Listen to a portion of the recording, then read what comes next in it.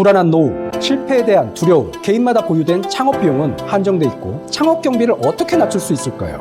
어디서 비용을 아껴야 할지, 어디에 집중 투자를 해야 할지도 대부분 초보 창업자는 잘 모릅니다.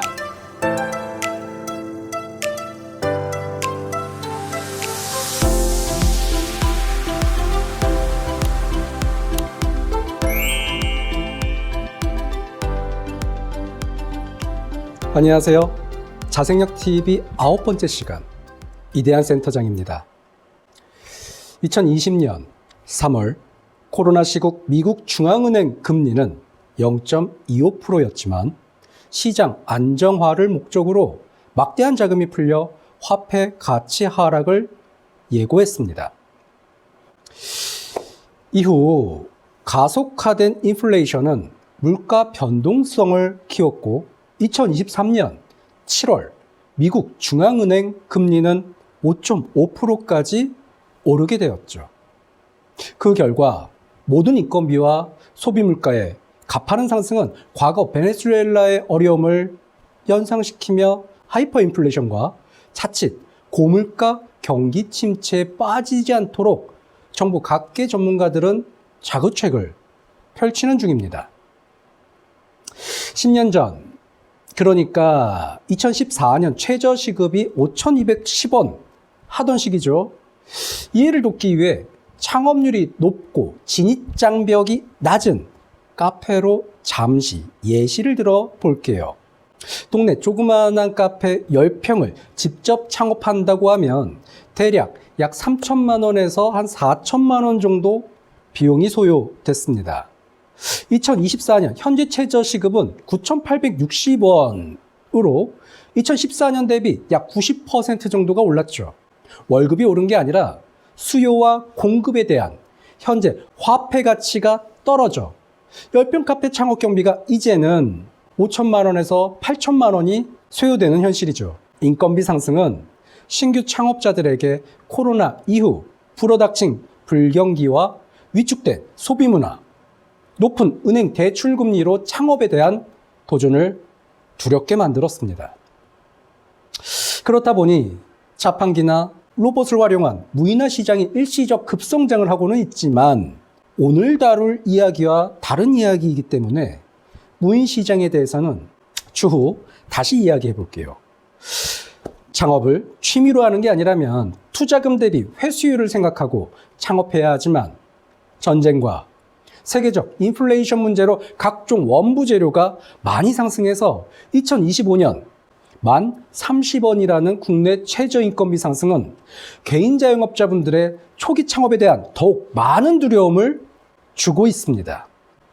시간이 지나면 시간이 더 흐르면 창업 비용이 내려가겠지. 지금 몇십억 하는 서울의 아파트 가격 조금 더 시간이 흐르면 내려갈 것이라는 희망적 생각과 더 오르면 어떻게 하지? 이런 생각들을 많이 할 거예요. 하지만 우리는 여기서 과거로부터 점검과 회상을 해봐야 됩니다. 뉴스에서 항상 비교하는 짜장면 가격으로 예를 들어볼게요. 대표적 서민 음식으로 알려진 짜장면 한 그릇 가격이 1974년에는 얼마였는지 아세요? 놀라지 마세요. 저도 기억은 안 나지만 무려 150원이었다고 합니다. 2023년 동네 자영업자가 하는 짜장면 평균 가격은 얼마일까요? 우리에게 익숙한 금액은 6,000원, 8,000원으로 형성되어 있습니다. 1974년 짜장면 한 그릇의 평균 가격 150원, 2023년 짜장면 한 그릇의 평균 가격 6,361원, 1974년의 짜장면과 2023년의 짜장면 달라진 것이 있을까요? 면이, 춘장이, 고기가, 각종 야채가 더 좋아졌을까요? 오히려 내용물에서는 대체 재료가 사용되고 고기 함량이 더 줄었지만 가격은 더 올랐죠. 가격이 올랐다는 이야기는 화폐 가치가 하락했다는 이야기로 재해석해야 하는 겁니다. 50년이라는 시간 속 대한민국은 짜장면 한 그릇에 약 4,000%, 4,240%라는 경이적인 화폐 가치가 하락한 인플레이션 세상 속에 우리는 살고 있어요. 그렇다면 앞으로 화폐 가치는 어떻게 될까요? 지금처럼 계속 떨어질까요? 아니면 지금과는 다르게 오를까요? 6,000원의 짜장면 한 그릇 가격이 10년 전 가격인 4,000원대로 다시 돌아갈 수 있을까요? 일부 개인이 운영하는 업체가 일시적 마케팅 수단으로 가능할 수도 있지만 박리담의 형식으로 판매한다면 가능하겠지만 수익률은 어떨까요? 20년 전에 1,000원의 순이익을 남겼다고 10년 전 똑같이 1,000원의 순이익을 남겼다고 현재 1,000원 금액 단위는 같지만 그 1,000원의 가치는 시대가 흐를수록 하락하고 있습니다. 저는 인플레이션 세상 속 우리네 인건비가 한정된 자원으로 만드는 원자재, 제조, 원가 등 비용이 과거의 비용으로 회귀하지 않는 이상 화폐의 가치는 지속해서 하락할 거라는 이야기를 하고 싶어요. 그 말은 모든 금액은 지속해서 오르고 있어서 오늘 지금의 투자 금액이 내일의 최소 투자금이 될 수 있다라는 이야기입니다. 하지만 현실에서 인플레이션에 대해 잘 알고 있다고 해서 누구나 실천할 수 있는 건 아니에요. 한정된 수익 구조와 불안한 노후, 실패에 대한 두려움, 개인마다 보유된 창업 비용은 한정돼 있고 어떤 업종을 선택해야 할지도 모르겠고 수많은 불안 요소로 올바른 판단을 하기 힘들죠. 많이 두려울 겁니다. 그래서 자본의 여유가 있다면 기계장비나 메뉴, 제조에 대한 레시피, 인테리어 등 관련 지식이 없어도 각종 불안감에 대한 심적 부담을 스스로 덜고자 프랜차이즈에 의존하는 부류와 지식이 조금이라도 있고 자본이 부족하다면 자신이 알고 있는 내용, 자신이 알고 있는 지식을 총동원해서 주변 지인에 물어보고 창업 비용을 낮추기 위한 노력을 하겠죠. 자, 그렇다면 창업 경비를 어떻게 낮출 수 있을까요?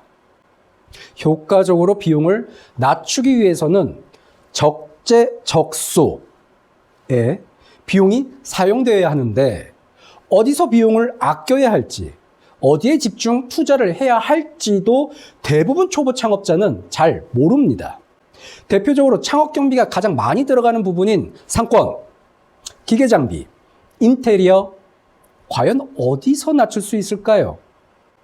첫째, 우선 상권은 한번 정해지면 바꿀 수 없어요. 그렇기 때문에 정말 중요하고 신중히 결정해야 합니다. 내가 상권을 직접 만든다는 것은 아주 불가능한 것은 아니에요. 하지만 말처럼 쉽지 않습니다. 이슈를 만들어야 하고 이슈에 걸맞는 실력도 갖춰줘야 합니다. 또 운도 따라야 하죠. 그래서 소비자 눈에 잘 띄는 장소, 소비자가 접근하기 좋은 장소, 주변에 소비와 함께 매출을 일으킬 수 있는 장소 등 여러 가지 조건이 내 사업 아이템과 잘 맞는 장소를 우리는 좋은 상권이라고 말합니다. 무턱대고 보증금과 월세가 저렴하다고 들어가서는 절대 안 돼요. 안 되는 겁니다. 물론 저렴한 매장 중에서도 좋은 상권은 있지만 전문가도 아니고 초보 창업자에게 그런 행운이 찾아온다고 생각하려면 적어도 전생의 나라를 100번, 1000번은 구해야 그런 행운이 찾아온다고 생각하시면 됩니다. 서로 타인과 계약한 건 함부로 바꿀 수 없어요. 어떤 분들은 큰 포부를 가지고 상권을 본인 개인의 노력만으로 바꾸려 하지만 실상은 달걀로 바위를 깨트리는 것만큼 어렵습니다.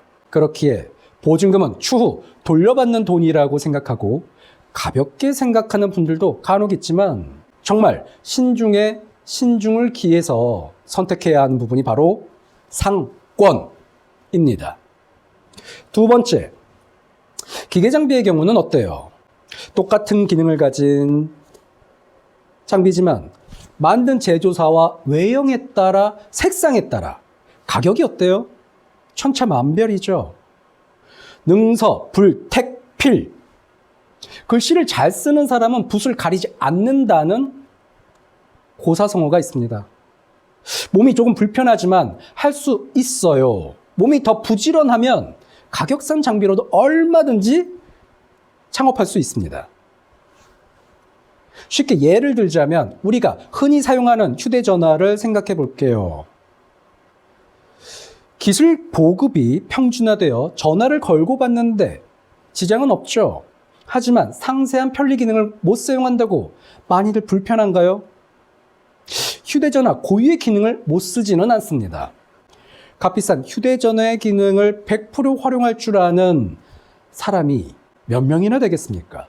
내가 준비하는 창업이 최고급 사양의 좋은 장비를 꼭 써야 한다면 모르겠지만 자영업 시장에 그런 고급 장비는 글쎄요, 장비 하나가 줄 수 있는 기능적 그리고 수익적 메리트가 얼마나 될지 모르겠습니다.